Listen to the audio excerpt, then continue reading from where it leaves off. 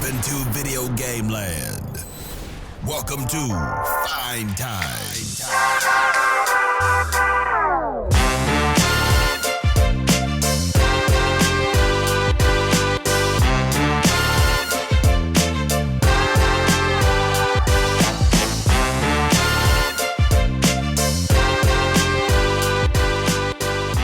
Hello, party people. It's your boy Dre.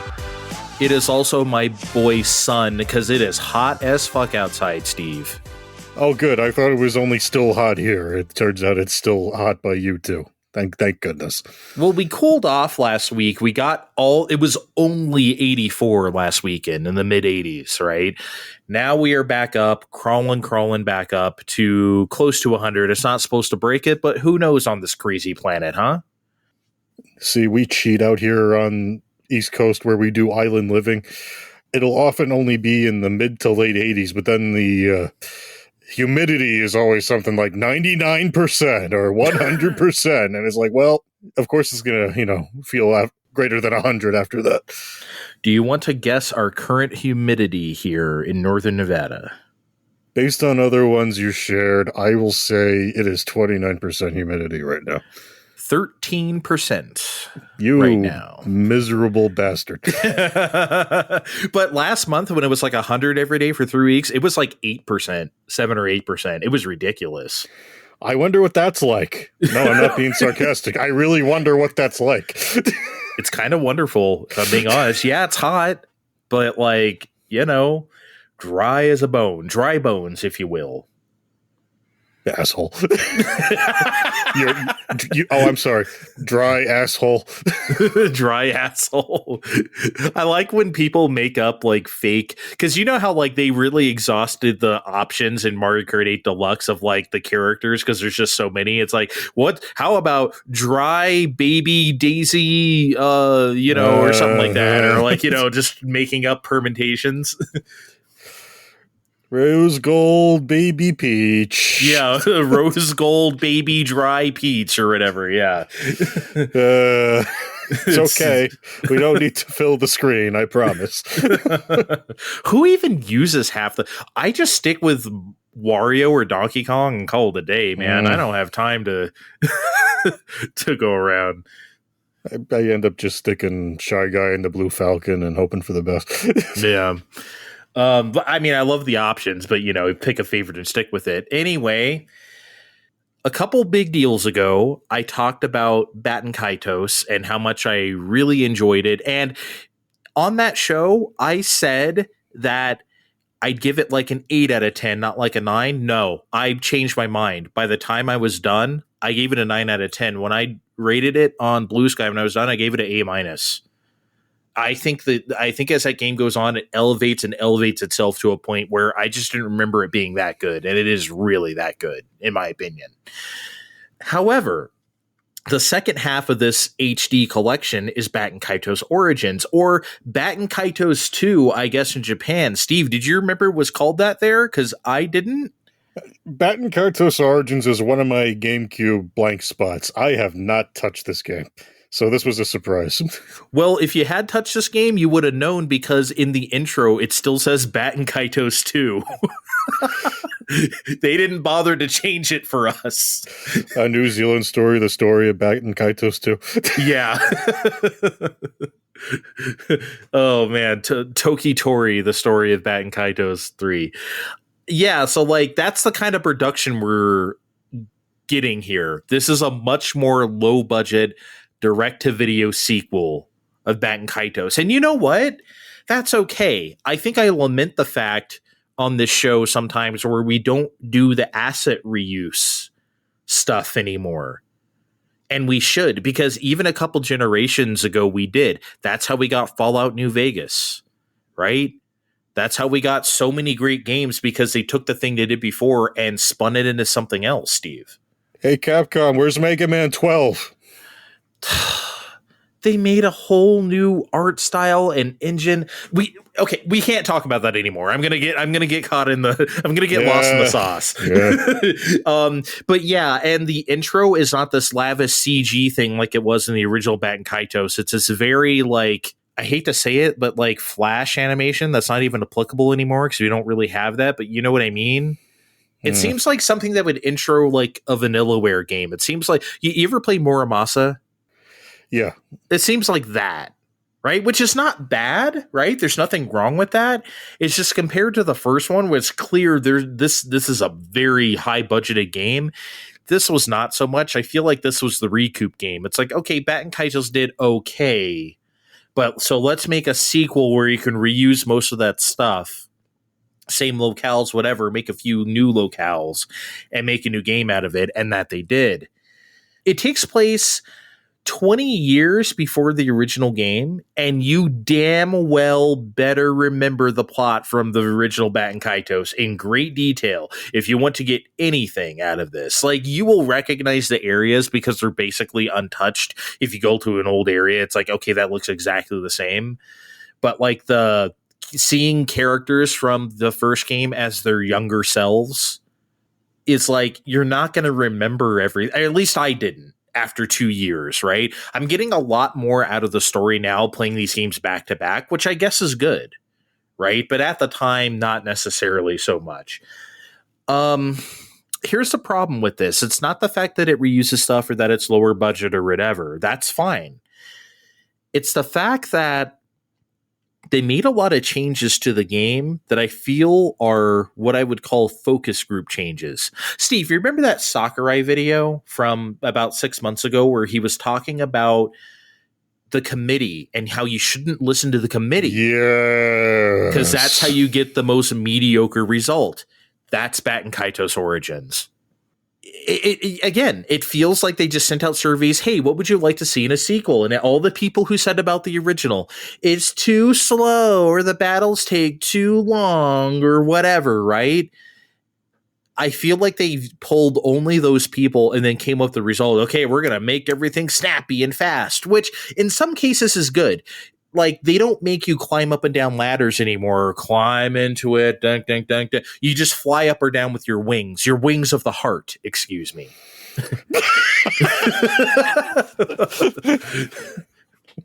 Wings of the heart. They're not just regular wings. 2006. Dude, well, that's why everyone has different wings, because it reflects your heart, Steve. Okay. Oh, yeah, I remember now. You remember?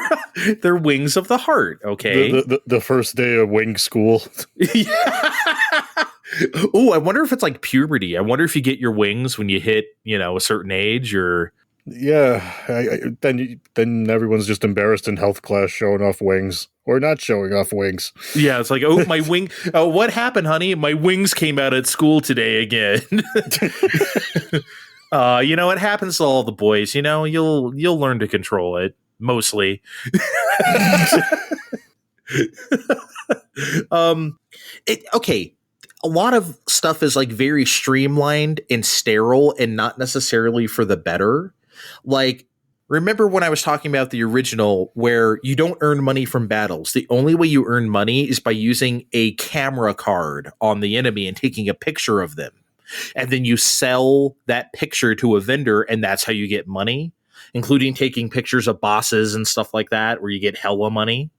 Bunch of perverted shopkeepers. Yeah. Yeah. Show me that ass. Yeah, show me that. Oh, that's a good picture of a right. You don't do that anymore. You just get money now from fighting things. And cards don't age or evolve over time. Remember, you'd have food cards, right? And the food could rot. Or like you have an egg card and eventually it turns into a cock. You don't get that anymore.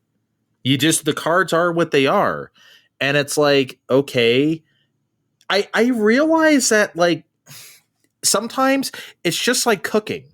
Cutting the fat often means cutting the flavor. And, like, yeah, you could say, why do you have to sell those cards? Why can't you just get gold from defeating enemies? Because it's different. Because that's Baten Kaitos. Why can't you just do it the easy way? Because that's the game.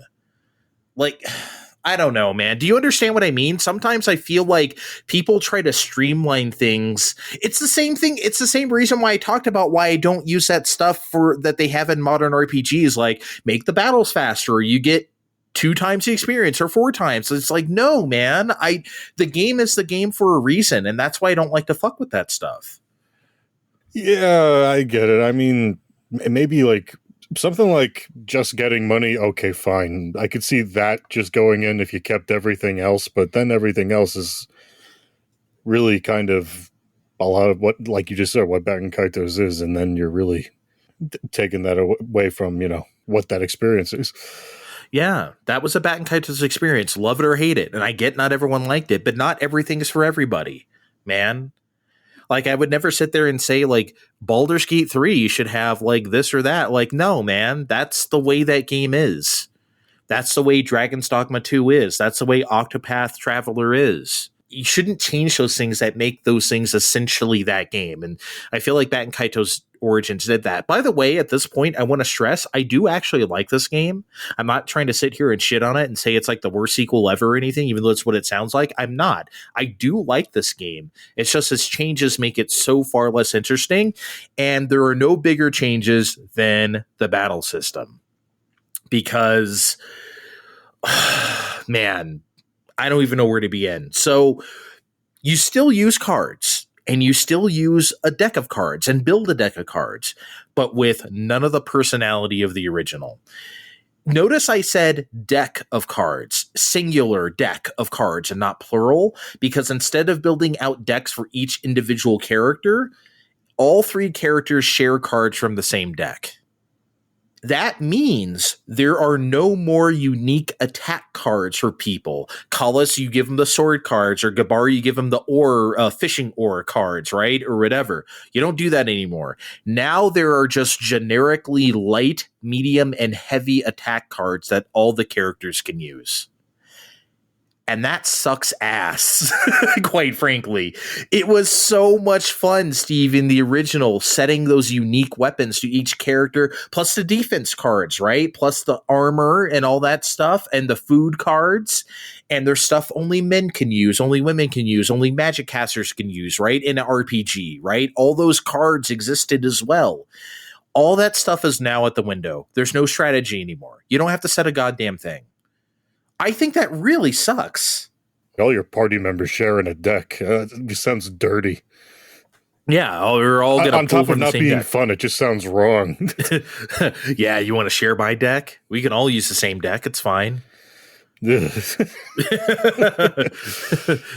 I talked about strategy for a second. The strategy of battle is now also out the window because all the work is done for you. So in the original, as I spoke about before, all the cards had a number, like playing cards, if you remember. And you could build hands just like poker hands for like big damage bonus. Okay, I'm going to use all the 8s I have here. Oh, I have like 2 pair or even 2 sets of 3 of a kind, right? Like, and that gets you huge bonus damages. You don't have to do those things to win, but they really help and they really give you an edge up. And you really want to try to at least stack your deck that way. Okay, here's a bunch of 4s I have, but I also have this ice sword with a 7 that can go with the 3, 4, 5, 6 I already have. Like, you get to set that shit up. No more. Now this is how it works, Steve. Everything, every attack type or equipable is now assigned a number. So there's like an opener, right? Where it's like, here's a fire sword, here's an ice sword, so now I have that element, right? Or here's a armor. That's 0. And then 1 is light attack, 2 is medium attack, 3 is heavy attack, 4 is a level 1 super, 5 is a level 2 super, 6 is a level 3 super, so on and so forth. That's it. All the cards are predetermined depending on what type they are. So now you just look at the row of cards and you just pick numbers in a row. 0, 1, 2, 3, 4, 5, 6, if you have them in your deck. That's it. All the elemental stuff is gone too. Remember, you had to be like, okay, I can't use Aqua Burst and Fire Burst in the same turn because they're going to cancel each other out and I'm not going to do any damage. None of that shit matters anymore. It is so sanitized in a way that I just can't believe it. Again, it feels like it's catering to people who thought the original was too confusing or too hard or didn't like it or I have to do all this stuff and I don't get it. Now here's baby shit easy mode that's not interesting. And as a result, I like battles in Baten Kaitos Origins way less than I do the original. And again, that just fucking sucks a lot. I was going to ask this later, but I should just ask this now. I haven't played this in forever. When I finally do, should I just play Origins first? Get the shit over with before getting into the good one again, since it's a prequel anyway? You know, I guess, yeah, maybe you should. You know me, I like to play things in order of release no matter what. I mean, ordinarily I would too, but you're almost building down instead of building up in this case. You're right. And again, I want to stress this. This is not a bad game. It really isn't. It's just a very average game compared to the heights of the original, which was so unique and so cool. When you strip all the uniqueness out, you're not left with much, and you strip all the strategy out, it's like, come on, man. I get it, though. To a degree, I do get it. Again, I'm sure there was people who didn't like the way the slow battles went in the original, drawing each card from the deck one by one, watching all those battle animations play out, and seeing a results screen for every single turn, offense and defense. But you know what? I did like it. And plenty of other people liked it too. And to claim this is a bid for popularity, a game coming out at the very end of the GameCube's life on the third place GameCube in America, coming out like a month before Wii hit the shelves, can you really claim that you're winning over those people who didn't like the first Baten Kaitos? Because I don't think you can say that. This game was only going to be for fans only. And they screwed them over, to be frank. Yeah, the only way that works is if they had a Wii version like near a launch window, but obviously that doesn't exist. That doesn't exist, and it never has. Yeah, you could play GameCube games on your Wii, and I mostly played this game on Wii, right? But Jesus Christ, man. Anyway, the reasons why I really like this game, and this is something that is better than the original, and I would say significantly better, is the story. The first game story is good, but it takes a really long time to get cooking and to pay off, and it does pay off, and those payoffs are worth it. Believe you me. Baten Kaitos Origins has much more intrigue right away, and you're much more interested in what's happening from the outset. And it keeps getting more interesting as it goes along. So story-wise and like scenario-wise, Baten Kaitos Origins is a lot better at that. I will give it that. The dungeons, though, so far have been very presumptuous with weird stuff that you have no indication that you're supposed to do. My favorite kind of dungeon. The very first dungeon you get to, you're supposed to push a wall that has no indication that you're supposed to do that. No one tells you you're supposed to do that. Hey, in those ruins, I heard if you push the wall, nobody says anything like that. It doesn't look out of place either, like you could push it in the first place. No, it just looks like part of the pre-render. Because at that point, look, maybe on GameCube this stuck out a lot more, but on this HD version, it doesn't. I'll put it that way. So, okay. But again, I feel like I felt this way at the time too. But the original game's objectives were very clear. Sometimes a dungeon could be dense and very puzzle-like, but you know exactly what you're supposed to do. Even in the Tower of Jiraga dungeon in the original, you knew what you were supposed to do. Yeah, man, I don't know. This is like a classic case of not having faith in your product and your game and your audience. It's a game catered to people who never cared in the first place. And to me, that's like the worst kind of catering. But it's still fun. It's still Baten Kaitos to a degree. It's just a lot of that uniqueness and what made it that game is gone, unfortunately. So this is still like a C+. But the original was an A-, and I can't help but be disappointed. What's funny, Steve, and I'll shut the fuck up after this, I didn't feel this way at the time. I really didn't. I'm feeling this way now playing it again. I think a lot less of this game than I did. Now, look, I did like the original more back then too, but I didn't think this was far off. Baten Kaitos Origins now is way far off for me.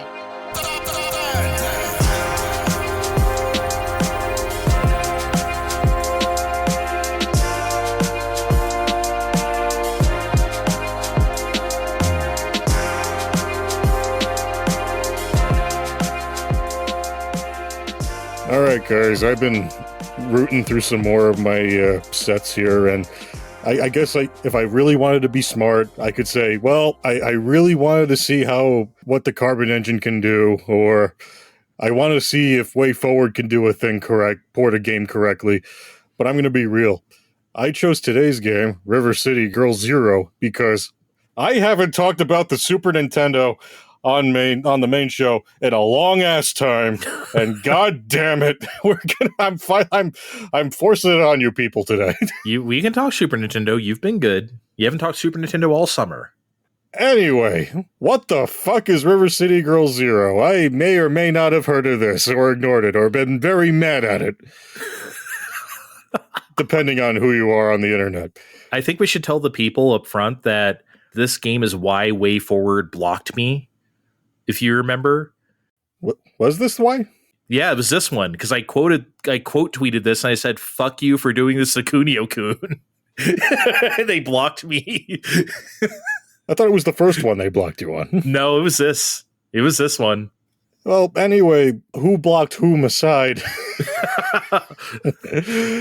It's Way Forward having a project centered around the Carbon engine, like I just said, before Limited Run came on, the LRG3 unfortunate name every year to start swinging that dick around. That Carbon dick.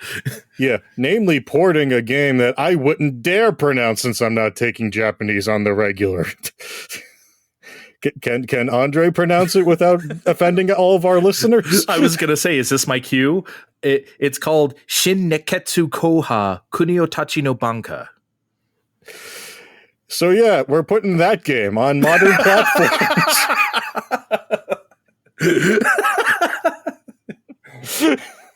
And it's basically framed as the girls from Modern River City Girls playing it for science. What this really means is it's kind of like if Technos was, alive during the PS1 era in a time where they can port it onto the PS1 and dress up the Famicom game with, an anime intro, a manga-based opening and closing, and an all-new credit sequence.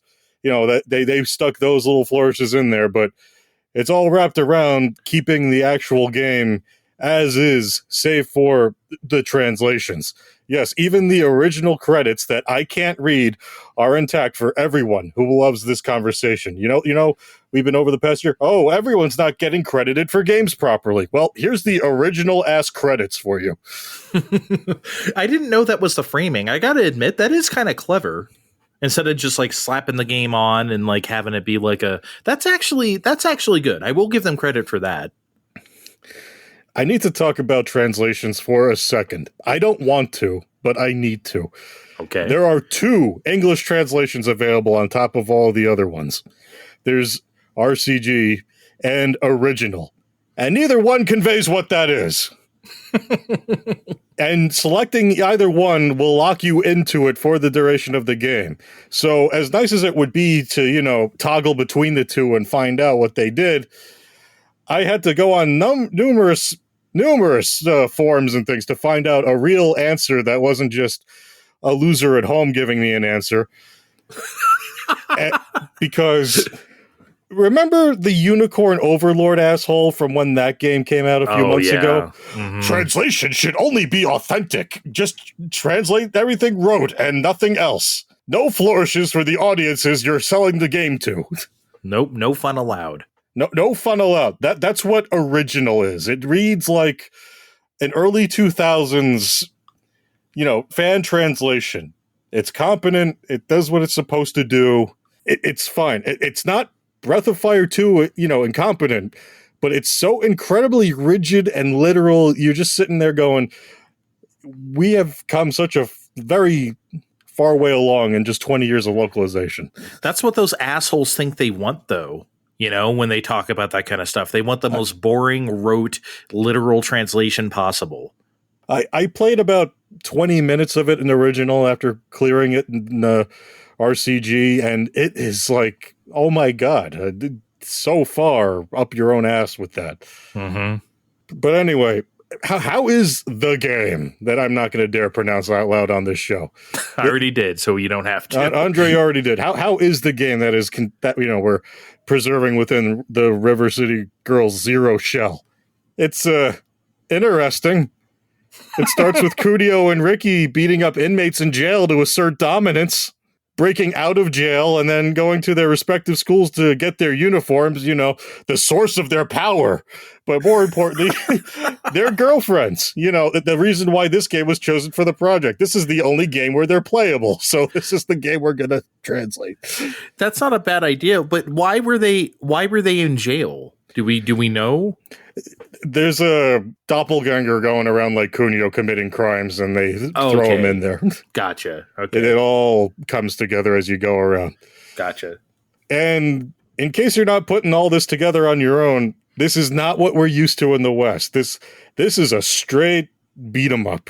We have no leveling up, no shopping for magazines, no saunas with pixelated fanny service. It is the four of you. A bunch of moves you can each do with pros and cons versus the streets and the Yakuza and other weird little gangs that occupy them. Do you still get to see Kunio's butt? There is no Kunio's butt. Damn. That's like kind of a staple. His butt is a staple. I mean, he gets his butt kicked. It's pretty involved for 1994. Everyone can punch, kick, block, pull one of the aforementioned special moves at any time, although this does leave you wide open if you whiff, and you are going to whiff. You can even curb stomp enemies while they're down. Guys could also just wail on most down enemies while they're down, just punch them while you got them locked down. Yeah. The girls can't do this, but they also won't be grabbed into lock. They tried to balance this out as best as they could. There's a lot of fun set pieces. There's the prison, a literal collapsing high school. It's literally falling down around them. A carnival where you got to climb on top of Ferris wheel cars and beat up guys there. A Mode 7 on motorcycles highway where you got to kick very poorly a la a very bad road rash. I didn't know Kunio ever did a Mode 7. Okay. I don't know if this was the only Mode 7, but it's Mode 7, baby. We're on Super Nintendo. I'm sorry, Super Famicom. Don't say the wrong one, or else those translation people. Oh my god, they'll get right up your ass. Sorry, guys, this is the fun translation. You're right. This is Super Nintendo. But like other Technos games, it's not very intuitive on how they want you to do the light platforming. Eventually I figured out you just have to hold down the punch button while climbing up ledges and Ferris wheel cars, for example. After a while, the bosses start becoming spongy as hell. You have infinite continue, so that's not an issue. But there's no life meter or any real indication other than the occasional flinching or appropriate sound effects that you're doing the right thing. The age-old strategy of these games of just jump kick them to death also doesn't really fly, because after the first few, bosses are more likely to just start blocking, then beat you to death. You can jump kick a lot of people to death in Double Dragon. However, have you ever tried to jump kick to death in a Bobo? Oh my god, it takes an eternity. It takes forever. You can do it, but good luck. Yeah. It works, but whew, get a drink. Yeah, this is a good time to mention that this game has a more sadistic version of the TMNT 1 life system, where all 4 characters share life but have their own life meter. So if you're smart, you can tag out when one of them is getting low. But if not, game over, even if you got 3 fresh folks just waiting there. Oh no, oops. Yeah, that's annoying. Yeah, it is annoying, but like I said, infinite continues. But unfortunately, this is one of those kinds of games where it stops respecting its own established rules after a certain point. A story event makes the River City Girls Zero go away for the last third of the game. So bye-bye half of your lives. And then you start fighting people that just seemingly do whatever the hell they want.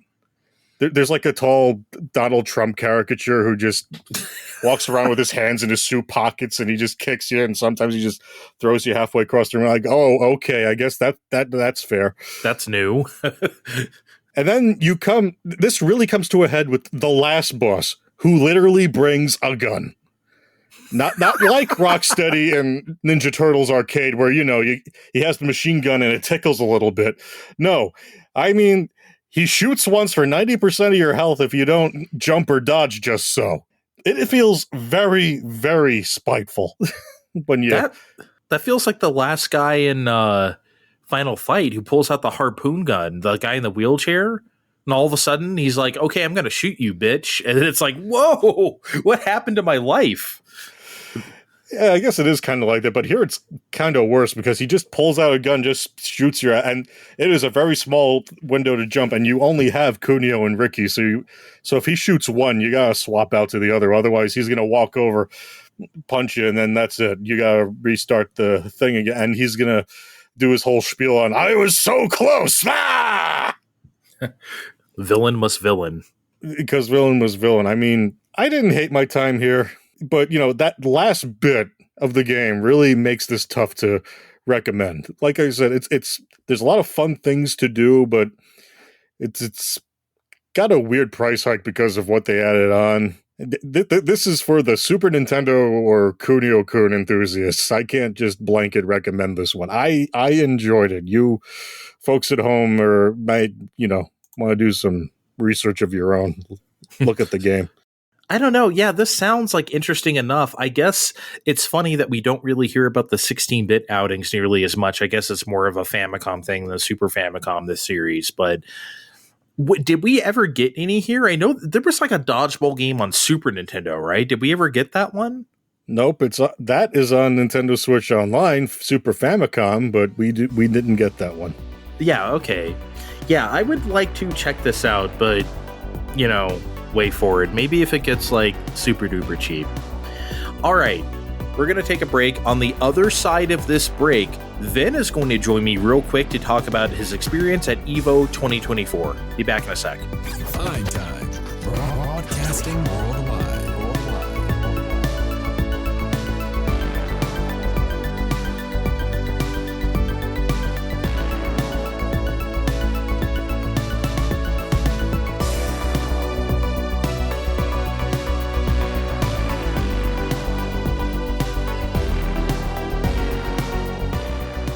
All right, Vin is here. I have retrieved him from the ether of Las Vegas. What are you doing here?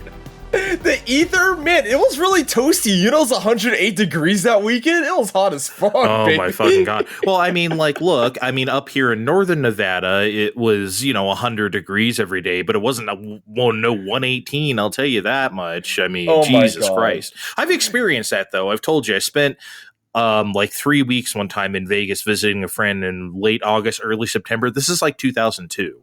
Right. And it was that hot. And this is when Mario Sunshine came out. you lived the That sunshine. game felt like a literal oasis. It did. That So game now you because have of the water. You're It was- associating memories with the weather of Vegas. Oh my God.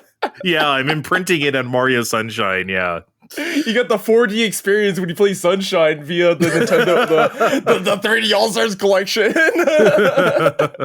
Yeah, basically. Well, you went to EVO for not the first time, right? You've been before? I've been before, so I went in 2010. It was all but a ghetto-ass conference Oh, hall at that point. I just no. happened to be in Vegas that weekend, so I just happened to be visiting. So, like, I ditched my family out and to go, like, spectate EVO in 2010. And then, I went again properly in 2018. So, yeah, I've been a few times, a number of times. The reason why I said, oh no, is because I was thinking about the state of 2010. Like, so what is that? Like Blaze Blue and It was your what? favorite fucking Like- game. It was your favorite Ultra Fighter 4, but we can't crack the joke anymore because now there's a literal Ultra they Fighter actually 4. made an Ultra Street Fighter 4, yeah. Yeah, but it was a Super Street Fighter 4 during Grand Finals, and I gotta tell you, all my camera footage from that era, oh my God, it was blurry as shit. Dude, you used to piss me off with like shitty camera shots of stuff at the time, let alone now. Like I was like, this looks like shit. I would even say back then, let alone Oh my like. God, it was so funny. Yeah, but speaking of Blaze Blue, so I have a ghetto ass anecdote. So that was the year that Blaze Blue Continuum Shift couldn't be Grand Finals, I don't think, because the console version hadn't come out yet, or some technicality, right? So like, but people ran casuals, I think. So like, there was those random Continuum Shift stations. I'm like, I want to play as the new character that's exclusive to the console. So I like try to jack some casual setup, and then I got booted off by some guy. Yeah, that ain't. I don't know why. I don't know why you thought that was a good idea. Just pick a lychee like a normal person or whatever. Oh man. Anyway, so you went to Evo 2024, and so I think the audience knows who you are now, and certainly you know me, where I just don't do the spectator stuff on video games. I really don't. And it's not just fighting games. I don't really watch like Twitch of just people playing games too often. That's just not really, for me, I'm like personality driven. I like to watch a person talk and do stuff. It doesn't really matter what they're playing. I like to watch that person. Yeah, of course. I feel like Evo is now an event where even if you don't really care that much about watching the actual like matches, which you will, and we'll get to that in a second, what else can you do at Evo now? What is there for just the super casual, I don't know shit or I don't care about shit? What is there at Evo now for people to do? I've been saying for a while now, this was true even in 2018, but it's particularly true now, that EVO is all but a convention at this point. So if you get down to it, 20,000 out of the 30,000 attendees, they didn't compete in a game, right? So you can kind of treat it as like a miniature like E3 in a manner of speaking, which is what I did during day one.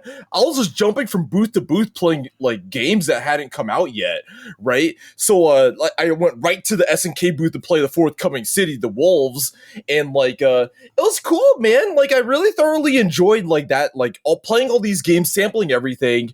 There's an artist alley. There's an art gallery with like all sorts of cool like fighting game posters over the decades, and there's a joystick museum. You can check out all these arcade sticks, and like there's just so much visually going on at this event. Yeah, it looked like not just a lot of people, but a lot of people doing convention stuff. I feel like that's the thing. I feel like they've turned it into a real fighting game convention. It's a fighting con. It's not really just the matches anymore, which I guess is still the main attraction and of course should be. But man, did you get some free Chipotle burritos or because I saw Chipotle was all up in that bitch. I did text twice and I still have yet to redeem them, but I have like 2 weeks to redeem them, so I better not forget. You got two? You did get two, yeah. What, you greedy ass motherfucker? Wow. Well, it was one per day. It was like day 2 finals and day 3 finals. I couldn't like not try it. Wow, dude. Damn. I'm getting my mic pulled out right one. now. Now I feel like a basic bitch because I got one. For those who don't know, they flash us up on the screen at some point during, I think, day 3 grand finals. It's like, hey, text this to this number and you'll get a free Chipotle burrito. I certainly got a burrito. So that's great. I wonder how many they gave out. It seems like everyone got one. I don't even know if they like denied any of the text messages. I told Steve right after I did mine, I told him about it and he didn't get one. That's because he's out in New York. Wait, what? Who said that? What the fuck does that have to do with anything? Anyway, tell me about City of the Wolves. Tell me about the new Fatal Fury game, City of the Wolves, because I've been hot on this. Can you confirm a suspicion of mine? Now, I know you only got so much time with the game and you don't get to dick with it too much, but the reason why I'm interested in City of the Wolves is that it feels, from looking at it, it feels like the old Street Fighter EX system of like linking supers into supers. If you have the bar, you can do it. Mm-hmm. Like you can do I don't know if do EX moves exist in this game. I know they don't really do that. They're called they're not. They function as EX moves, but they're not called that because they have EX moves. Yeah. But so can you link that into a super? Oh, I still have bar. I can do another super. Does it work in that like Street Fighter EX LOL EX manner? I did not try EX's supers, but it's similarly freeform because EXs do work in the EXs, so there is that. I can verify that happens, and if you do that, like you kind of kiss your rev gauge goodbye because it'll like totally like because everything, all your functions, in City of the Wolves revolve around the rev gauge. It's like it's so kind of like the drive gauge in like Street Fighter 6, but so everything revolves around it, right? So like you can do an EX to an EX, but you're gonna rev up if you do that. So you'll hit it'll say like so it's the reverse. It's the reverse of Street Fighter 6, where like revving up is bad. You don't want to be. You don't want to get to 100% versus like Street Fighter 6. The green gauge is like you don't want that to go all the way down. This is the opposite. You don't want it to go up. Yeah, that's a good way of putting it. It's just the inverse of that, pretty much. Yeah. Okay. So what happens in this game if you're quote unquote burned out? Yeah. So I'll say like overheat, and so you can't perform any of the functions that require the rev gauge, of course. But I'm not 100% sure. But I think like you have a lot more block stun. You're basically at a huge disadvantage. It's just like being burned out. You don't really want to be in that state because you'll just be like super. How does Chip? Yeah. What about Chip? Like, do you take chip damage normally in this game, or is it like Street Fighter 6 only when you're burned out, or did you notice at all? I didn't really notice. I feel like you were always taking chip damage, but I don't know for sure if like, for example, you could be killed by chip damage because some games like kind of have done away with that. So I didn't really get to extensively test that part. That's one very old school thing about me is that I love chip and I miss chip. And I really do feel like fighting games work best when chip damage is not only in play, but it can also kill you. And I get it. Like, they don't want to have like checkmate situations where it's like, oh, you know, I don't have any life left. I'm just going to stand up and block this firewall, block it or not, I'm dead. But like, honestly, Street Fighter 6 already has checkmate situations. It does. Because if you get in the corner and you're burned out, you're not stopping that drive impact. You're fucked. There's so literally nothing you can do do except do like a YOLO jump or something, I guess. Or like that's a great idea. I mean, like you could try, right? You can try, but that's like your only recourse, right? Yeah. But like anyway, what's so funny? What like I missed chip. I noticed you were laughing when I was talking about chip damage. What is it? Just like that's very old school or something? I gotta do a segue really quick if you can excuse me. So like I did compete in Third Strike. Street Fighter 3 Third Strike was the only game I competed in. So like I got sent to losers by the Super MLG Ken player. I was playing Elena for context, who's not commonly played as. Guess how I won like my entire game too against Hugo. I won both rounds in game 2 with Brave Dance Super Art chip damage. Is how I won. I love it. Dude, it's honestly like the thing I like most about like versus games, like the Marvel games, is that chip damage is crazy. You could just spam supers over and over. All they can do is block and you get chip. I love that shit. That's like a legit strategy, as you well know. Like if you have like 5 bars, you can just like fucking like here's Cyclops beam 4 times. Okay, chip that shit out. 4 times. Yeah, dude, I love it. I genuinely love that about Marvel games. So like, I don't know, maybe I'm a chip chip damage lover, except Chip from Guilty Gear. that guy does some chip damage, but yeah, I figured you'd be proud of me. He doesn't do any damage. He does not. No, he does not. Yeah, but that's how I won my second match because I'm thankful because of the chip damage. But it didn't say C for chip or cheap or whatever when I won because he was trying to do a desperate parry to like get out of it and he fucked up the parry. That's all you can really fucking do though, man. Yeah. I don't know. I think if Street Fighter 6 gets a big revision, I think chip damage. I really do think it would work in that game. I do. Like general chip damage, not just when you're burned out. Oh, general. Because you have parry. Why not take chip damage from blocking? You already have parry. If you don't want to take chip, then parry. Oh, yeah, I don't know. It's a slippery slope. I understand your logic, but like maybe they don't want to be too parry-tastic. It's hard to say, but it's like because I think like they're kind of scared of making it too MLG in terms of like, oh, it got a parry all this stuff. But the executional barrier is gone for you. Just literally press 2 buttons. You can hold it down, but it does drain that gauge pretty fast. You don't have to hold it down, but I think it's like easier than tapping forward or tapping down. I understand. Right? You just press 2 buttons. Yeah, that's my opinion. Anyway, back to Evo, and I want to talk about something else that you played there, and I need you to talk my dumb fuck idiot ass out of getting Dragon Ball Z Sparking Zero because it looks so good. It looks like so much fun, and I know it's going to be trash. But like, you tell me what you thought when you played that game there. I gotta tell you, when I was lined up for it, well, first of all, like they had a pretty they had two sizable statues. I think it was Ultra Instinct Goku and Jiren, and so I took a photo up of it. But it looked like Jiren was like grabbing my shoulder or something when I was trying to like do a Kamehameha pose. Like putting his hand on your shoulder or something? Yeah, Like, because he was trying to like do a key blast or something against Goku, but my body was obscuring it. So it looked like he was he was reaching at my shoulder and grabbing me or something like that. yeah, he So was like, saying, "What's up, pal?" That's what he was doing. I could be Jiren's friend. So the first I noticed in line was that the hair movement is crazy. The hair animation is so pretty. It's like those wispy locks. This is not a PS4 game, baby. They are doing stuff. Yeah, like it's like I was so impressed by Goku's hair. I'm like, why am I impressed by his hair? This is crazy. yeah. Why are you impressed by his hair? Like, you wouldn't think we can be impressed by Goku hair after a million years of looking at a zillion games, but here we are, right?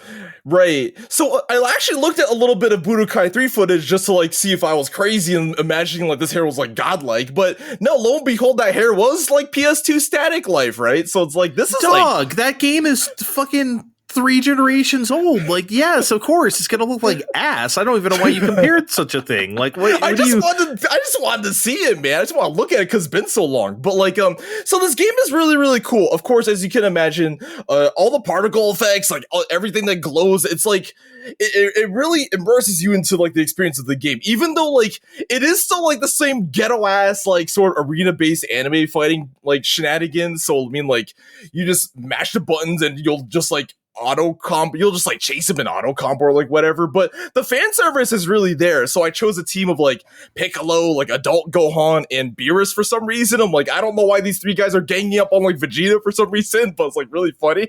Fighting games, baby. Yes, it's like why would these 3 guys be grouping up on Vegeta? So like you can tag freely, and then the one thing that could have stood out to me is like transformations actually have like a duration. So, like, you can't just stay, like, Vegeta Blue for, like, forever. So, like, there's a little bit of, like, thought that goes into it. But really, ultimately... Let's back up. I'm sorry. Did you say this is a tag game? You can choose yeah, you can tag, yeah.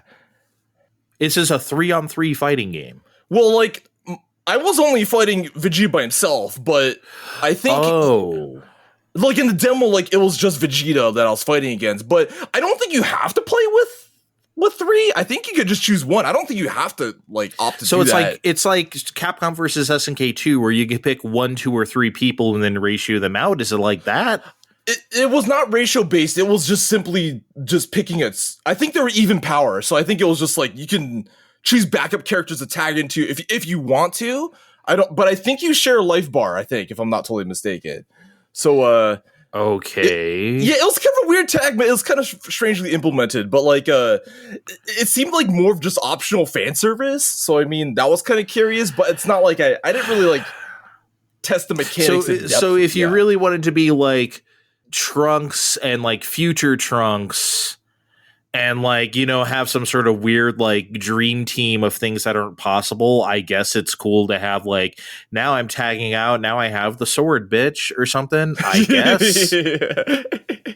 Yeah, that's like Gotenks could fight alongside Mr. Swordsman, I guess, if you want to live out your Dragon Ball fantasies. I don't know if you got any of those, but I mean, you could. I mean, the answer is yes. I'm not going to divulge them here on here, but I'm not going to completely embarrass myself. But yeah, but look, I'm already embarrassed because I know I want this game, and all I had to hear was hair and fan service, and I think I'm sold. I'm going to feel like such a fucking mark if I spend $70 on this bullshit.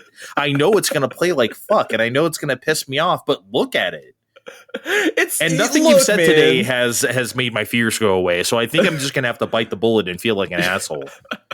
They just showed like all the characters from like the Frieza saga or like whatever, like all gazillion million 2-bit characters, so you can like whoop all their asses if you want, man. Oh my god. Well, okay, I want to ask you about one more thing. Actually, 2 more things. One thing real quick before I get to the last thing. Okay. They shadow dropped SVC Chaos on Steam during this event on that Saturday morning or whatever. So I guess day 2.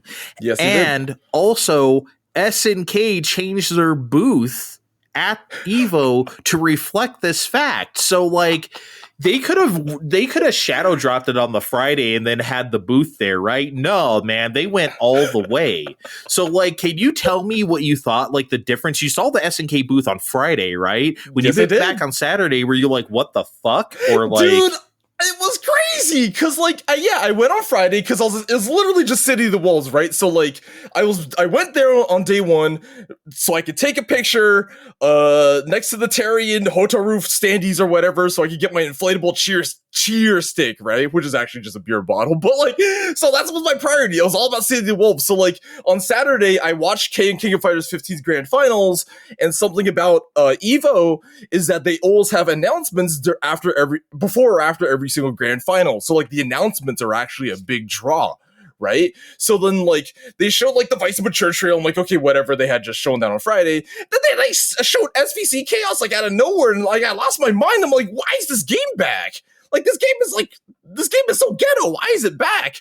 Then so like let's be real. It's not good. It's right? not good. It's kind of fun. It's fun to look at and it's fun to do some stuff in, but it's not a good game. Is not a good game. So yeah, I went back and then they showed some City of the Wolves stuff afterwards. And then I went back to the booth after, and there's a giant ass standee. They managed to hide the standee somewhere at the SNK booth, and presumably they pulled it out after like the grand finals were done. So I just like stared at it and like, bro, like, and then not only they had the giant standee, but they put SVC Chaos stuff into their B-roll in the monitors behind City of the Wolves. They actually had a different like video reel. And I'm like, what? And they had posters to give out. So I have a ghetto ass SVC Chaos poster like behind me right now. I'm like, they're so ready for. I'm like, why do I have one of these in 2024? Well, here's the thing. Did they? Well, yeah. Why is this happening? Well, we know why it's happening. They're leading up to the CVS collection, right? Easy. That it has to be the only reason. Especially since a few years ago they put out the card game. I think the DS ones plus the Neo Geo Pocket Color one, right? Yes. They're leading. Terry and Mai are going to be in Street Fighter 6 this season. Come on, like it's all the writings on the wall. This is what we're leading to. Yeah. But SVC Chaos is not a very good game, but it's an interesting game. I think we'll talk about that next big deal. Yeah. But yeah. It's fascinating, but it's crap. It is, for better or worse. It's fascinating. I do love that Dimitri sprite, though. I do. I have to. Some of the sprites I actually do enjoy, but yeah, that particular one's cool. Like, yeah. That is cool. Sagat, though.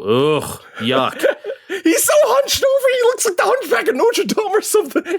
It's terrible. I think it's terrible. Anyway, I actually don't mind. I actually like it to a degree, but it's like weird. It's awkward. Is this back hurt? I do not. I think he's got like back pain. I think that's one of the worst sprites in the game. I can't. Oh, I don't know what worst, but that is pretty weird. Yes, yeah, I'll give you that. To me. Yeah. It's terrible. Okay, one last thing I want to ask you about. So, as I said earlier, I'm not really into like sitting at my computer and watching people play Tekken 8. It's not really, it has to be a real special game to me. And that game for me right now is Street Fighter 6. I think that's one of the best fighting games ever.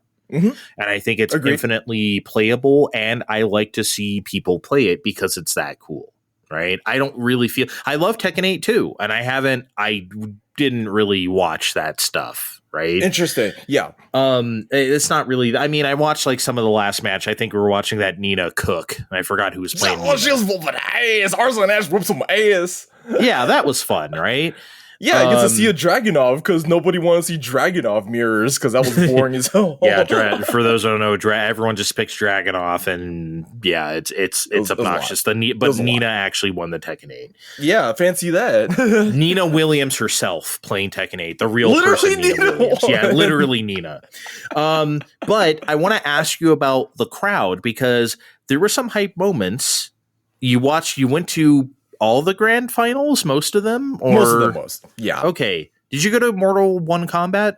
I did not know. I was doing some other hangout stuff, so I missed Under Night and MK1 in the middle of day 2. But yeah, I'm sure you didn't care too much, but yeah, That's I mean, fine. you were really want to. I think the finals of Mortal 1 Combat was a Johnny Cage mirror, so I don't really. I heard it was a pixel apart though, so I mean, for what it's worth, I heard it was super close, so maybe I'll catch it, but. Okay, but it's Mortal 1 Combat. Yes, I'm still calling it that. I still have yet to reinstall it. Wait, who said that? What? Who? Well, you're a fake fighting game fan. Anyway, I want to ask you about crowd energy because, look, I love sports. I love real sports. Right? Sports. So, like, I love baseball. I love going to sporting events, right? Yes. Mm-hmm. Can you tell me, and so do you, by the way. So I want you to tell me how you feel at like watching something as hype as some of those Third Strike Finals moments or Street Fighter 6 got down to the fucking wire and rooting for people, rooting against people to win versus like, does it feel the same as like going to a ball game? I get like every sport is different, but like I'm talking about like crowd energy and feel and like the moment. Does that compare while like watching a fighting game? The energy, well, I just got out of a Giants Rockies doubleheader and I saw the Giants whoop their ass. So, I mean, I could definitely, firsthand compare the energy thereof. Like, they're very similar, but there's almost a certain degree of like impromptu zeitgeist that goes behind like fighting game shenanigans because like, during Street Fighter 6, like we saw like Ed do his super, and then like after like he kept on doing this projectile level 2 fireball super, eventually people in the crowd just started chanting like "You're mine," which is I guess is one of his lines, and I'm like, wait, what is like random? Like you're mine.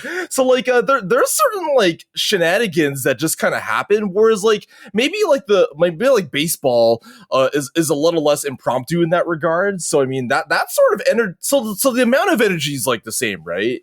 And people definitely like gasp at like certain plays when it comes down to like tense moments in fighting games, but I would definitely say like I was thinking about the impromptu part, and it's like, yeah, that can happen in sports, but it's not like very immediate like that. Like the like the whole like the Luke thing, like the going down to Memphis, right? Like yes. Or like the whole or whatever, right? Like now that's a line. I don't care. Nobody cares what he actually says. It's Memphis now. It doesn't fucking matter. Yeah. Yeah. But like stuff like that. Yeah. I think that is the unique thing to fighting games. Every sport has their unique stuff, right? Like I know like in a hockey game, I'm sure you've seen like when, someone has a hat trick, everyone literally throws their hats like on the ice. Like, right, like literally like that's a thing in hockey that can't happen in any other sport, right? Right. So, fighting game, I'm sure like Evo can have their own stuff too, just because of the personalities of the people playing, also the personalities of the characters being played. Yeah, and there were personalities. The Hugo player Hayo was like very popular amongst the crowd. Dog, he was going nuts. Like that shit was crazy. Yeah, man. So people were chanting Hayo. Like after he did like that clutch play that is all over the internet now. Like people like, including myself, are like Hugo. It's like crazy. So like that was actually really special being there. That was really interesting. Like because like I could never imagine in 1,000 years thought I'd ever be chanting Hugo during like a Third Strike Finals, right? Or like a top 6, right? Like, how would you ever predict that? Because like the character never makes it. Yeah, Hugo of all. I mean, just that's crazy, and that's why I watched that shit because it wasn't. Yeah, it ended up as Chun-Li versus Yoon. Of course, it did because that's the be all end all of the world, right? But up until then, I was kind of watching it because I was watching the Hugo, I was watching the Elena, I was watching whatever. So, Dude, but once I got to that, I'm like, now I don't care who wins. Fuck this. But yeah, I like to see stuff like that. And I think I'll end with this. I think that's why I like to watch newer fighting games because they're so. I think sometimes Street Fighter 6 is described as volatile, and I think that's true. It is because like. Anybody can win that shit. There's no clear, this is the best character. It's not like fighting games in the 90s were fucked up, everybody. There was like very clear, like best characters, infinites you could do, not even glitches, but just it was so unbalanced because that's just the way it went. And that was okay, right? It's not that those games can't be fun. But nowadays we have done so many fighting games and we have played so many where people are savvy enough to be like, hey, we can find some tech with people and stuff just isn't as busted. So I just think it's a lot more fun to watch Street Fighter 6 than it is to watch Third Strike or whatever. Yeah, the situation, the sort of game state is always shifting with all the updates and all the different seasonal changes. And yeah, like that grand finals came down to like 2 hits apart. Like that could have been Big Bird's Rashid, like if he did a good read, right? But he got down to that last round, and of course Cammy took it. But like, yeah, it was so close, so tense. And who's to say it's going to be anything like this next year? Yeah, because of course the game's going to be back next year. But that's sports, though, right? Because sometimes the Super Bowl is a blowout. Sometimes it's like it comes down to the last play, and when it comes down to the last play, it's those points where you could say, okay, they're equally as good, right? Yeah, you have to have a winner, but it's also like, you know, any finals game, NBA finals game that comes down to, you know, 103 to 101 or something like that. Okay, that's literally a couple bounces of the ball. Literally. Yep. It's a couple dribbles, right? Who's to say who's better? And to watch something come down to the wire like that is, in something like that where you know 2 people are the best, I think can really be as good as quote unquote real sports, right? You know me, for the longest time, again, I was just like, I ain't watching this shit. You think I'm going to sit here at my computer and watch people play fighting games? You got another thing coming, Buster. Not this ghetto stream quality in 2010. oh, the stream quality back then. Oh, fucking forget about it. I wasn't watching handheld cams. Fuck you. No, thank you. But now the genre and spectator side of it and the games themselves have all caught up to be something really special and watchable, even for a longtime skeptic like me. So I think it's great that you got to go there. I would love to go sometime, maybe not next year. I don't know when. This is an event I would attend now.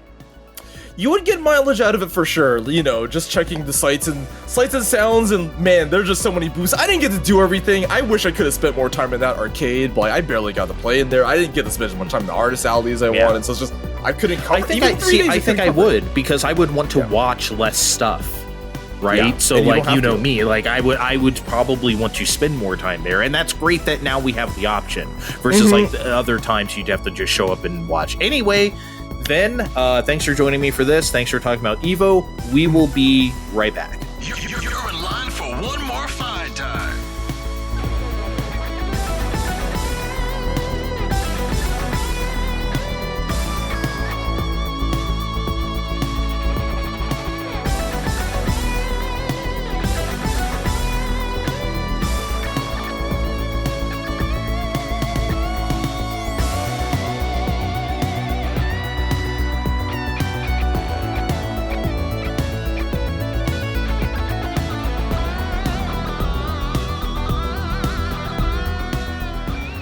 All right, folks.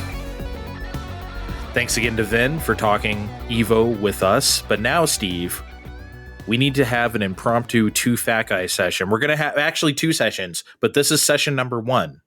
There's a new flavor of Pepsi, Peach. I don't know if it's officially called Peach Pepsi or whatever. It just says, I don't know. It says Pepsi and then on the side Peach with a bunch of peach emojis on it, it looks like. So I guess. Yeah. It just says Pepsi, it says peach on the side, and lots of peaches are on the label. The leaves are blue. The leaves are, yeah. Oh, that's weird. Yeah, the leaves of the peach are Pepsi blue. That's kind of strange. Okay, we're just gonna do this taste test on the air. I think the last thing we tried was Starry. I think that was our first and only live taste test on the air. Was it? I thought we did something else. Anyway, did we? I don't know. That's what I remember. I'm too old. This show's been on for 15 years. I don't remember. Incredible. Thanks for listening over the years, everybody. Thank you. Yeah, so we just got ours out of our respective fridges. My thing is nice and frosty. Shall we open it up? Let's open.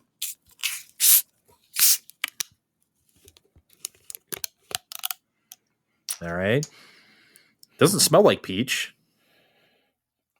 Smells like someone waved a peach around it.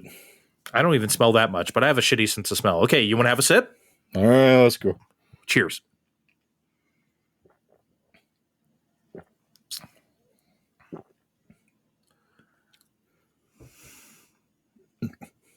Ooh. Let me have another sip.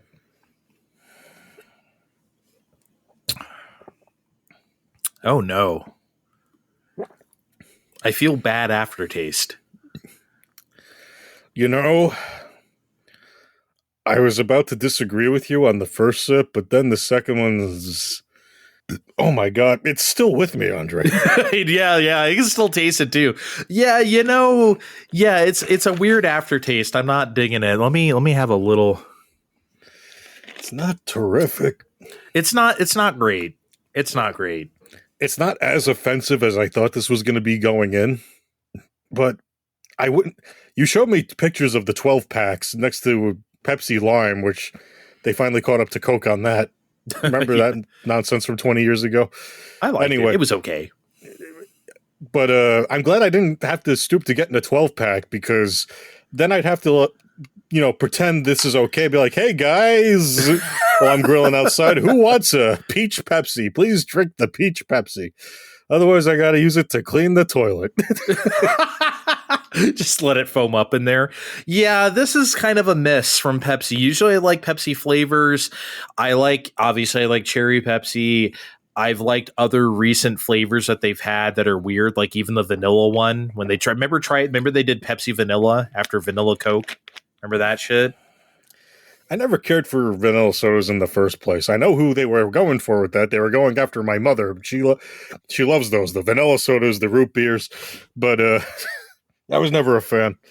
Yeah, you don't. Yeah, it's so weird you don't like root beer. I keep forgetting that you don't. I don't know. As I'm taking more sips here, it's not really that bad, but I definitely wouldn't buy it again. This isn't a repeat purchase. I'm sure I'll finish this bottle, but I'm not buying this again. Yeah, it's not great, but it's drinkable. It's a good novelty. I would give this a not recommended, though. I don't think anyone should go out and buy this unless you're just really curious and you like to try different soda flavors like us. I think this is kind of a thumbs down, but not by much. It's not terrible, but nah. I mean, if the choices were, dying or going to the Peach Pepsi promotional fan that looks like that's shaped like a peach and only has Peach Pepsi, well, it won't kill you. You can drink it. Peach Pepsi, it's better than dying.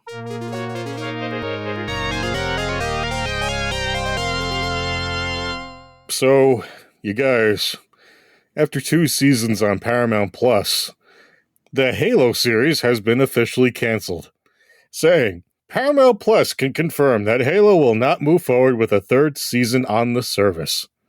They continue, we deeply appreciate the millions of fans that propelled the Halo series to be a global success, and we remain committed to broadening the Halo universe in different ways in the future. We are grateful to Amblin and Paramount for their partnership in bringing our expansive sci-fi universe to viewers around the world. You said it right the first time. You had it. Who said that? 343 or Paramount themselves, or that was 343. That's 343. Yeah, man. Hey, so, Andre, do you remember this even existing? Because I forgot all about it until after this came out. But more importantly, does this even stand a chance of getting chopped around elsewhere? Or we just shows like Last of Us and Fallout gonna keep this buried? Yeah, I think you're right. Last of Us and Fallout are gonna keep this buried. And I think what we're really finding out, Steve, is that Halo just doesn't really hit like that anymore. It just doesn't, because Xbox doesn't hit like that anymore. Halo sold the original Xbox. And I don't think it's any coincidence that as the profile of that series got lower and lower, so did the profile of Xbox. I think they're symbiotic. And yeah, there are other reasons why Xbox isn't as popular as it used to be, but I think that's the main reason. And let me put it this way, okay? Let's say Nintendo puts out a Mario movie like 10 years ago when the hot new game was like Super Mario 3D World. But that wasn't really the hot new game, was it? It was a fine enough game on a system nobody cared about, right? But if they released a Mario movie then, it would have done just fine and it would have been profitable, but not exactly setting the world on fire like the Mario movie did. And I think that's what's happened to Halo. People have already forgotten about Halo Infinite, man. Nobody cares. And there hasn't been a Halo game that has really popped mainstream since, what would you say, Halo Reach? I guess it's been that long, yeah. Because Halo 4 didn't even really pop like that, I don't think. No, I feel like the world came to a stop when Halo 3 came out, but, that was a different time. Dog, that was... a friend of mine was getting married that weekend, and Halo 3 came out that weekend. And my friends who were into Halo wanted to play Halo 3, and we went to the wedding. I remember sitting in my friend's garage playing Halo 3 in a full fucking suit I wore to this wedding, my rented suit. And we're all huddled around the TV playing like split screen, like 4-player, like campaign Halo 3. That was 2007, baby. So I guess what you're really trying to say is maybe this would have been, the Prestige series in 2008. Yeah. Not today. Or 9 or 10. Maybe like, okay, shit. I feel like if they did this around the launch of Halo 5, let's say they put this out in 2015, I feel like this would have done way better. Yeah, I see it. People would have watched this a decade ago. Yeah, that's basically how I feel. I feel like the moment has passed. Dude, the Borderlands movie is going to come out. Shouldn't that have come out in 2015? Like, I think everyone's confused about that movie. What is it rated? Is it rated R? It better be rated R. I'm not going. I have no fucking idea. What do you think? I'll look it up. What do you think? I'm going to say PG-13. Fuck it, it's R. R? Okay. It's PG-13. I am not seeing it. I should have believed my first impulses. What a bunch of wusses. I'm not watching a PG-13. Fuck that. Sorry. No thank you.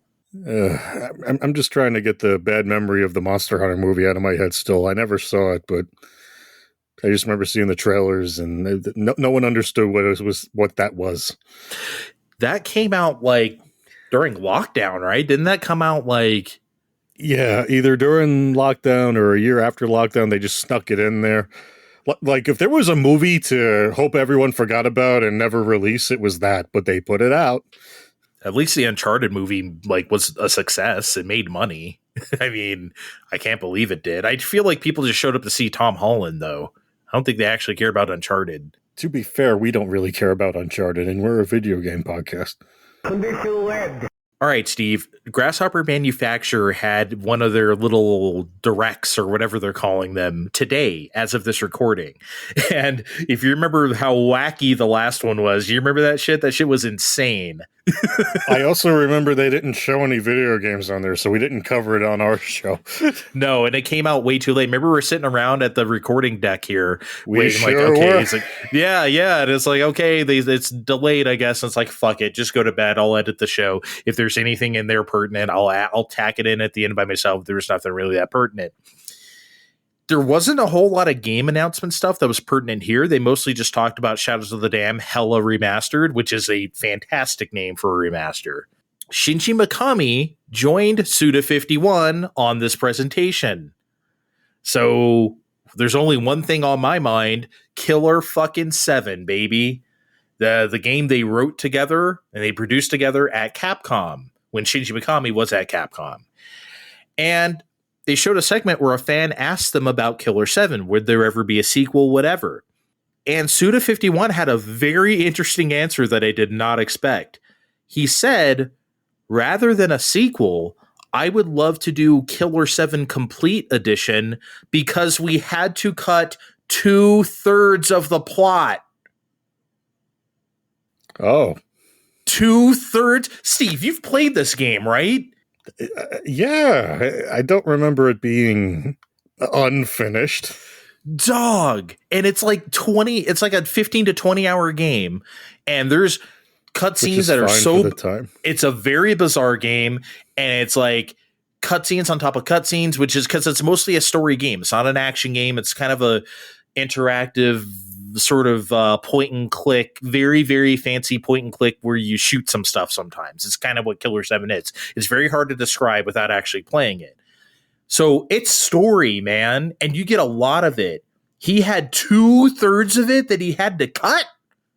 What? Okay, I'm trying to put this into terms that people who, which is everybody, people who haven't played Killer 7 would understand. Imagine if Kojima came out and said, hey, I would love to do Metal Gear Solid 4 Complete Edition because I didn't get to include 70% of the story. Wouldn't you be like, what the fuck are you talking about? Seriously. That's what we're dealing with here with Killer 7. It's going to be the 2 discs on PS5. The second 2-disc game on PS5. Killer 7 Complete Edition. It was already 2 GameCube discs, you know? Jesus Christ. Oh, it should be 7 discs for Killer 7. 7 discs. Oh, come on. Even you'd have to buy that. Oh, that's a physical edition for me. Absolutely. I'm buying that. 7 discs. That would be ridiculous. Oh, it can come in you know how the Killer 7 is all headed by Garcian Smith, right? Like the black dude in the white suit, and he carries that briefcase around because he's carrying all their weapons in there, and he takes on the personality. The 7 discs can come in a special package where it's that briefcase. Right? Come on. I would spend $500 on that. No joke. I would buy that for $500. I probably don't have $500 for that, but I'd buy the very oversized Blu-ray case that shouldn't be. We can't. That's one thing we can't do in the DVD era and beyond is like stack them, because you know how that used to happen in the PS1 era. Come with a jewel case where a game would be 4 discs and it'd be this contraption, right? Where you open up both sides of it, and you know. Well, that's what they did on Wolfenstein for 360. It shouldn't have been there, but they did, and they had to slap it on a bazillion discs, and it's Wolfenstein on Wolfenstein 2009. Yeah, I didn't know that was multiple discs. I never played it. I didn't either, but I just remember years later, like, hey guys, remember Wolfenstein? It's got too many fucking discs. I had Blue Dragon, and that's 3 discs on 360, and I don't remember what contraption that came in. I don't know. Anyway. Yeah, I'm here. If he wants to do Killer 7 Complete Edition, genuinely, I do think that would be better than a sequel. He's always said he has ideas for a sequel, but I would actually rather him do that. Watch them just staple on a thing that's just essentially Killer 7 2. Like, this could have just been the sequel, guy. Nah, we would have never known. No, he needs to shove. I want to see how you can expand a story by 2/3. I've got to know.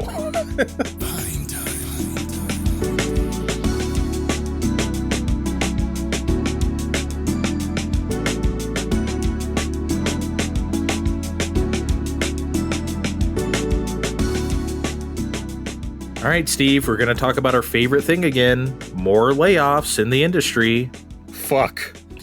As of this recording, actually, and this wasn't even in our sheet because it was so late breaking. Did you see Bungie laid off like 17%? Did they? Yeah, and they just had those layoffs in 23. Out of control. It's ridiculous, man. So I don't even know what to say. But we want to talk about here the Humble Games layoffs, because they laid off all 36 employees of Humble Games.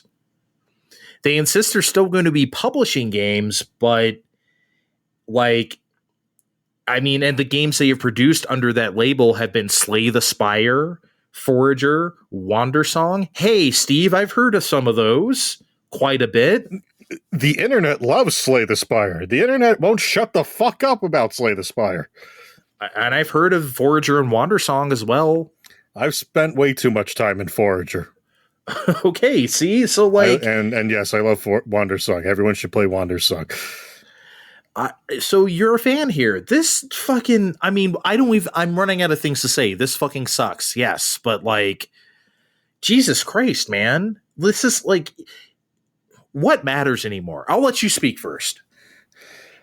I mean, we've bemoaned more than a few times that we're just looking at AAAs and indies and not much else for most of, our gaming choices. IGN acquired the company however long ago, and that was real shitty. But there was the silver lining here where they were providing an avenue for, the little guy to, a few more of these little indie games to slip on through. And now that's gone too. I mean, Legos are shitty, and, we're lousy with them this year. And when we said they're likely to get shittier, an outlet that was helpful to the right person was not where we wanted this to go. What matters, man? What's good enough?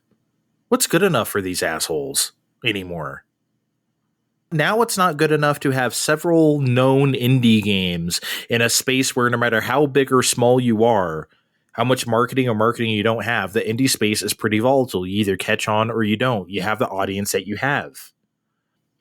Okay, I'm going to do a sports thing, okay? And I'm sorry, but I think you'll follow me on this one. But I am apologizing in advance, okay? When there's people out there who don't believe in a stat, have you ever heard, I'll just do baseball because I know it the most. Have you ever heard people say, well, batting average isn't really that good a stat because blah, blah, blah. They try to talk down stats that we've used for a long time. And some do deserve it because there have been stats we used for a long time that aren't very good and don't tell us a whole lot. But there are stats like that where it's like, okay, hey, maybe they still mean something.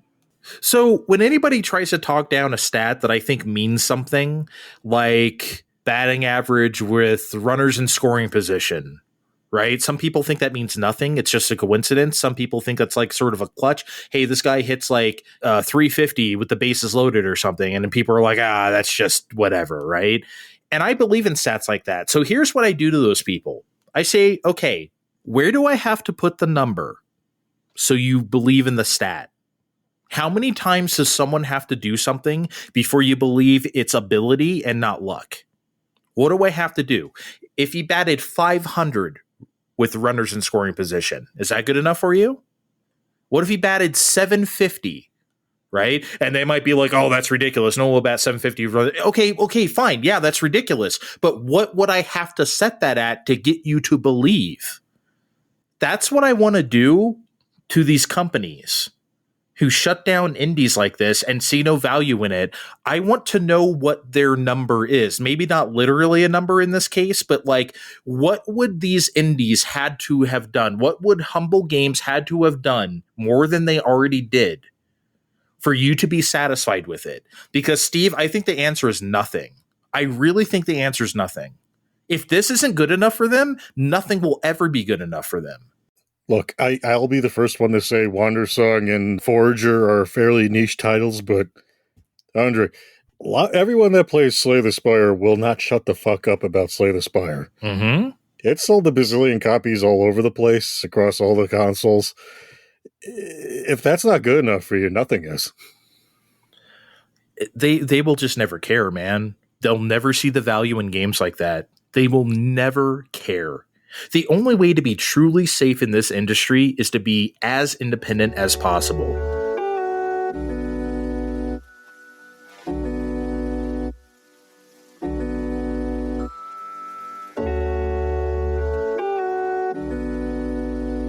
All right, folks, as of recording, the 2024 Summer Olympics are underway. Now, if you're me, you might have noticed that there was no Mario and Sonic at the Olympic Games for Switch this year. Or the more traditional Olympic game that Sega occasionally puts out for this sort of event. And there's a very good reason for that. That's because Sega has been dismissed by the Olympic Committee in favor of a NFT forward strategy in partnership with Enway, including a free-to-play mobile game and an NFT pen collection utilizing your wallet. How is this better than the system you got? This feels, look, I know the NFT scam sort of rise and fell like a few years ago. This feels so antiquated in a way. This feels like talking about Pogs in 1997. Fuck it, I'm going to say it. This feels like someone who still says colored person. Like, Steve, this is... I'm come on. You know I'm right. No, you are, but ooh. Thanks for the Jenny Jones audience murmur. Ooh. Yeah, I'm sorry. Like this is so stupid. It's almost not even worth talking about. I mean, are you? I can't. We're obviously in America, but are you wandering around Paris looking at billboards? Hey, open your Bitcoin wallet and get them pins instead of buying real ones. Is that what you guys are doing? You know the people, the NFT evangelists for like video games are still on the shit. You know, you've seen them, right? Well, you can buy something in one game, and then if you buy a skin in Fortnite, then you can just use it in this or something like that. As if that's how anything works. Oh, let me tell Overwatch, hey, I bought this NFT skin in Fortnite. Why can't I put it on Tracer? That's how the world works. Let me tell you. Are these people stupid? Do they have any idea how video games work?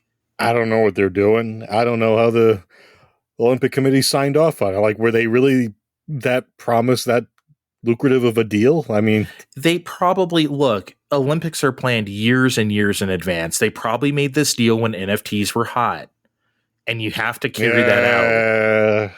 Because we know the next two cities, right? 2028 is LA. 2032, I think, is Melbourne, Australia. 2028 is absolutely LA. I think I knew that already, but I didn't know about 2032. I'll take your word on that. So, but they plan these things years and years in advance, man. Probably when we had to delay the 2020 Olympics to 2021, the Tokyo one, because of the Rona. Yeah, probably around then, NFTs were hot, right? So they probably thought, okay, next Olympics, I got it. And the Olympic Committee is full, again, people who use white and colored drinking fountains. So I don't remember using them growing up. So yeah, it's got to be really weird in that facility. Ancient, man. I can smell the dust off of this story when you were reading it to me, just musty and dusty. Okay, Steve, before we get out of here, we got one last thing. A fan demanded it, and you need to talk about the new Burger King fiery menu. Drop that beat.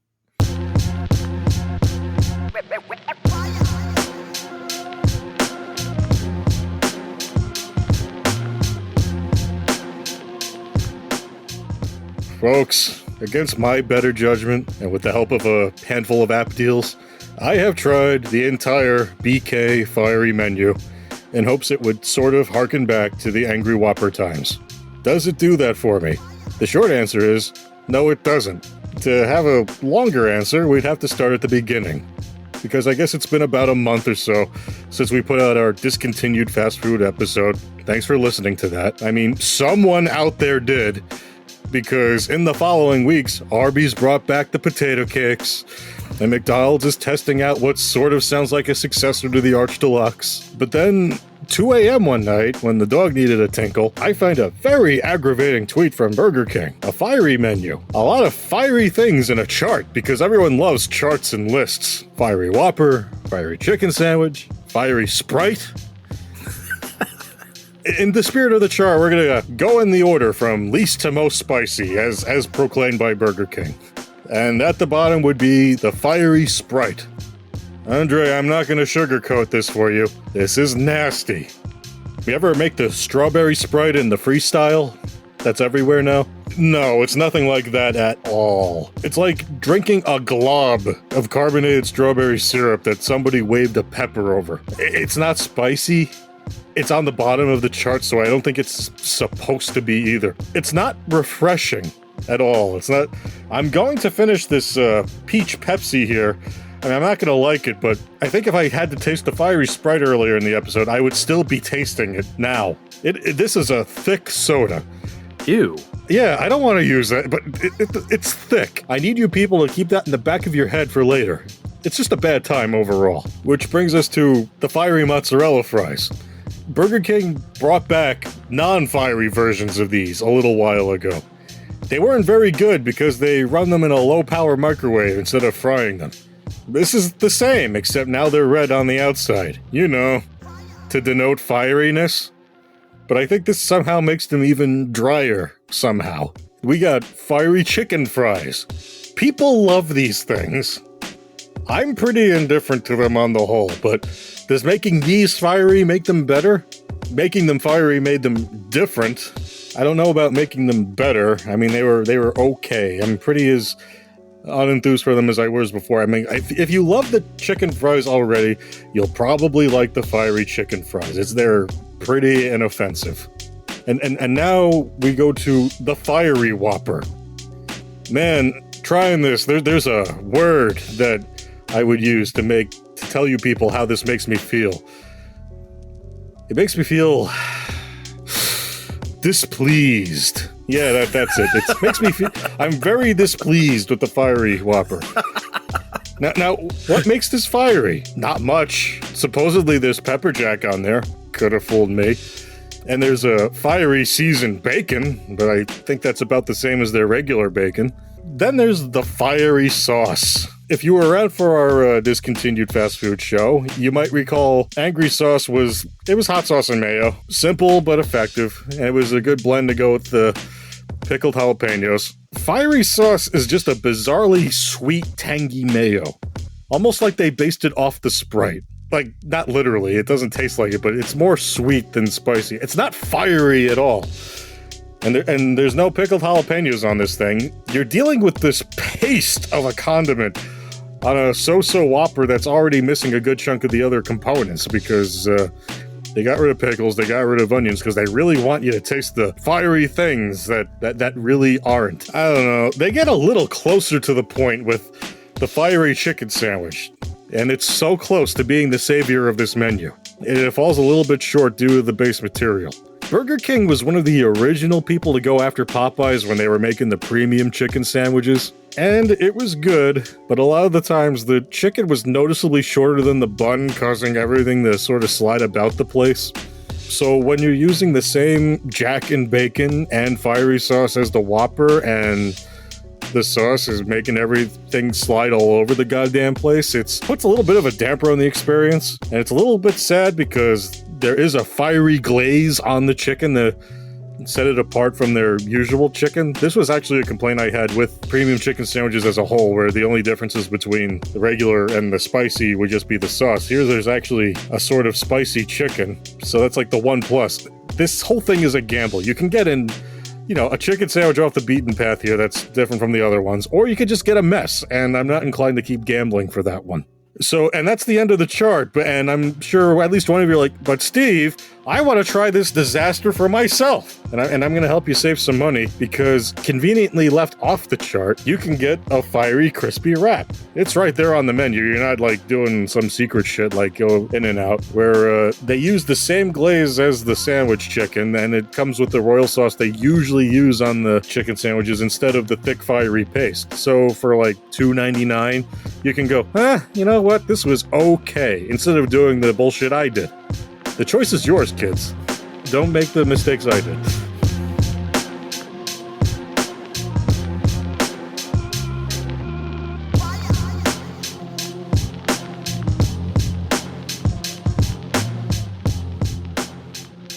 Are you done? Is it safe to come out yet? Can I come out of the bunker? Did you stop breathing flame? I wish I started breathing flame. Why? I don't know, then it would be a fiery menu. You want literally the Burger King to breathe fire on you as you exit the building, the drive-through even? Man, I don't know what I wanted. I wanted something a little better than what I got.